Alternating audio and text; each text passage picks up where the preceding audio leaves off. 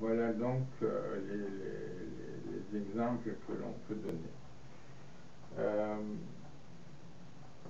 Par la suite, nous avons donc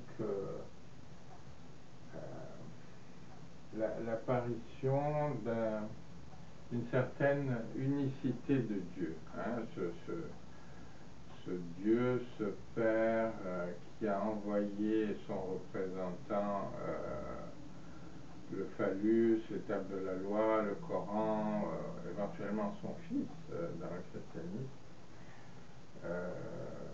Ce Dieu-là est un Dieu unique. C'est un Dieu unique dans le sens que il n'y en a pas vraiment d'autres, ou bien s'il y en a d'autres, on ne s'en préoccupe pas. Ce qui compte, c'est que la multitude des dieux qu'il y avait auparavant soit annulée. Hein, c'est ça qui est important. Donc c'est ça que signifie à ce moment l'unicité de Dieu dans une structure comme celle-ci.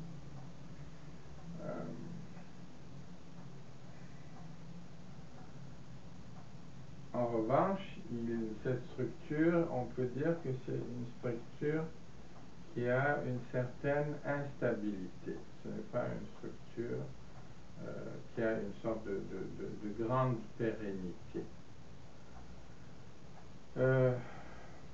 Pourquoi? Parce que les multiples exemples sont là.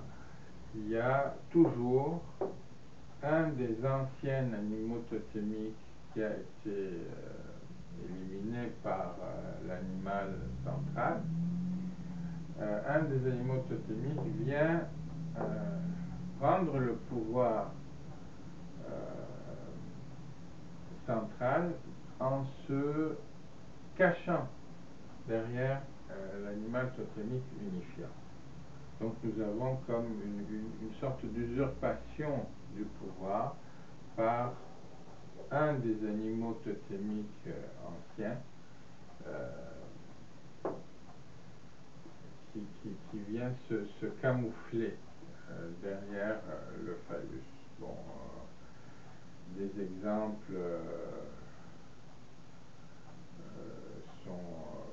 les exemples de ce type sont comme délicats à trouver parce qu'ils nous rapprochent beaucoup de ce que nous sommes. Mais imaginons par exemple la situation des empires d'avant 1914.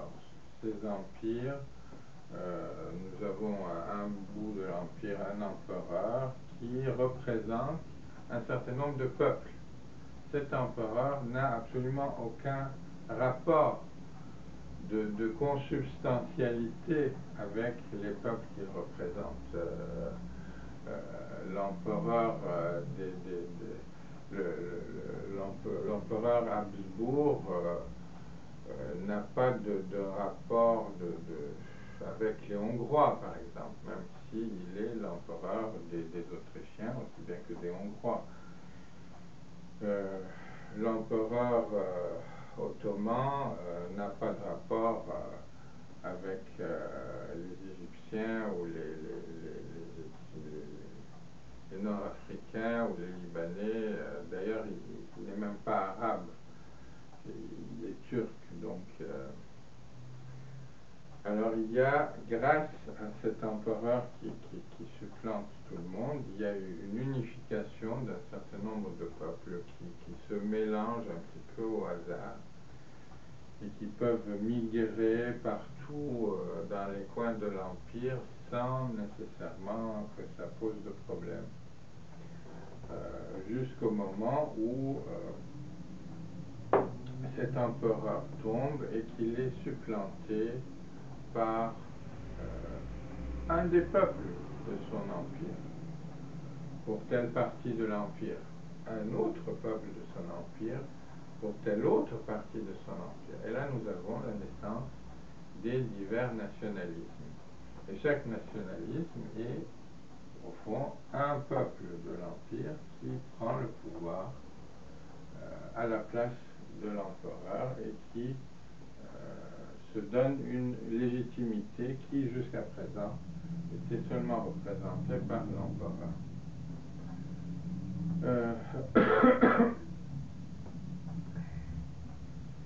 Il y a là quelque chose qui est de l'ordre du meurtre du père.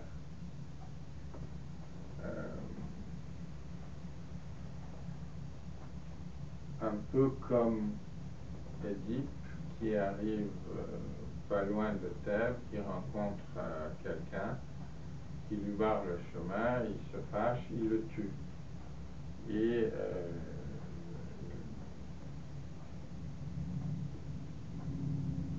ce meurtre, au fond, avec la fin de la Sphinge,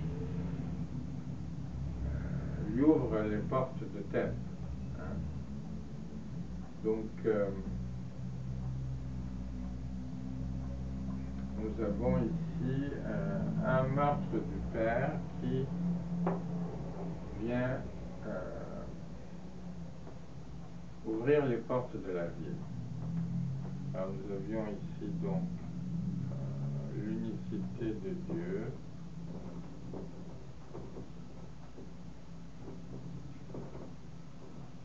c'est-à-dire ce moment où la mère renonce à représenter la totalité pour la remettre à Dieu, où elle donne le phallus au Père finalement. C'est ce moment-là. Et tandis que ce moment-là est le moment où il y a le phénomène de l'usurpation et de l'entrée dans la ville.